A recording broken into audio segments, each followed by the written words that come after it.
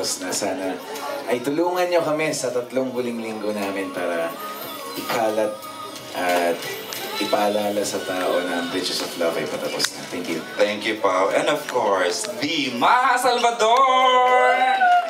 Hello po, good afternoon sa inyong lahat. Maraming salamat po dahil yung love nyo sa amin, sa Bridges of Love, ay talagang hindi naubos, hindi nawala. Talagang simula umpisa hanggang ngayon patapos na kami, 3 linggo na lang, ay nandito po kayo para suportahan kami.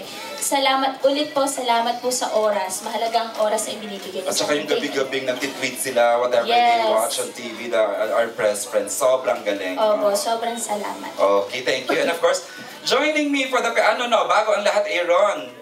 Pati ka, gusto mo? Pati ka. Ayaw mo. We'd like to show you this. Please watch.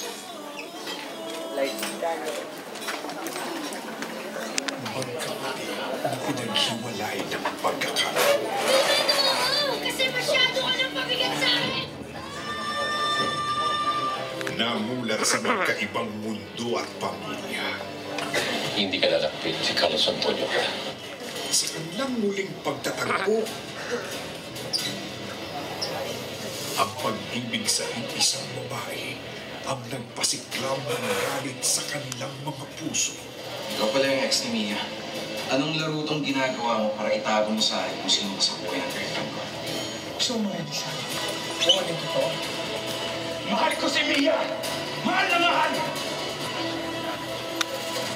Si Carlos, he's a monster. Carlos, tumigil! Carlos! Kung mahal ko pa si Mia, iligtas mo siya kay Carlos. Habang unti-unting lumalabas ang lihim ng kanilang nakaraan. Magsama kayo na.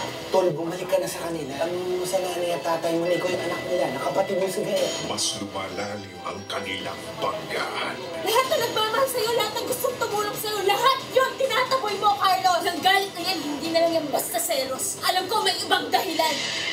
Alas! Alas! Mia! Baliw ka! Kasi hindi gusto mo mamatay! Gawin mo!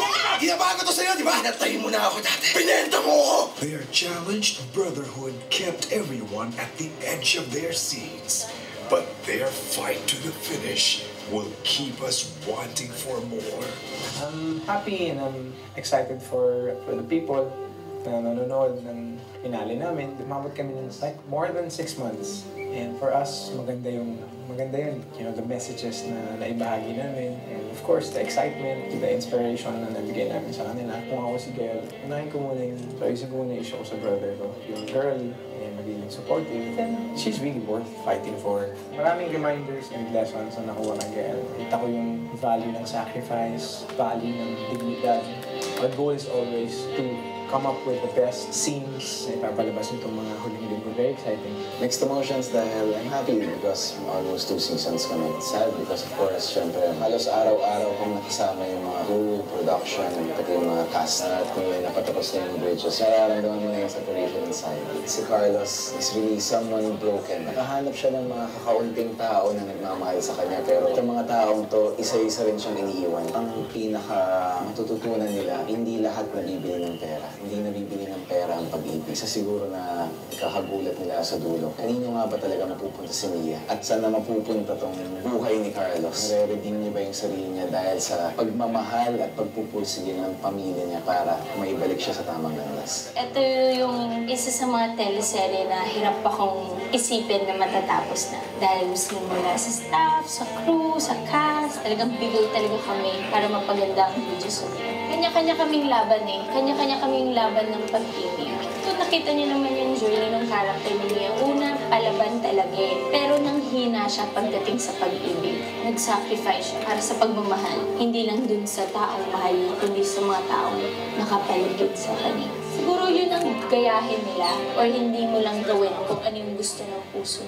Minsan, kailangan mo rin ilugar yung pag-ibig mo. Kung sino ang pipiliin ni Mia bandang huli, unexpected talaga.